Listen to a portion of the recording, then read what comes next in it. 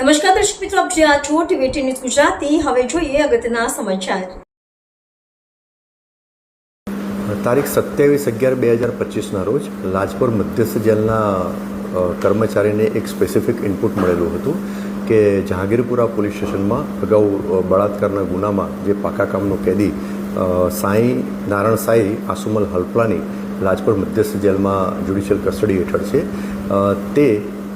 તેણે મોબાઈલ અને બેટરી અને સિમ કાર્ડ એ સંતાડીને રાખેલો છે. આ સ્પેસિફિક ઇનપુટ ઉપર કાયદેસર કાર્યવાહી કરવા માટે લાજપોર મધ્યસ્થ જેલના સ્ક્વોડના અધિકારી અને કર્મચારીઓએ જે તે જગ્યાએ ઝડપી કરી. તો એમાં બેરેક નંબર 1માં દરવાજાની જોડે મેગ્નેટથી એક મોબાઈલ સંતાડેલો હતો.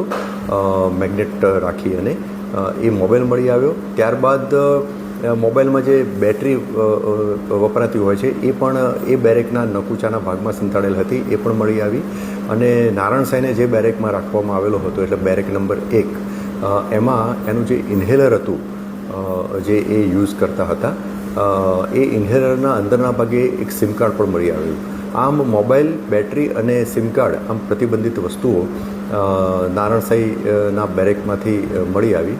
જે અનુસંધાને નારણસાઈના વિરુદ્ધમાં સચિન પોલીસ સ્ટેશનમાં એક ભારતીય ન્યાય સંહિતા અને ધ પ્રિઝન એક્ટની વિવિધ કલમો હેઠળ ગુનો રજીસ્ટર કરવામાં આવેલ છે.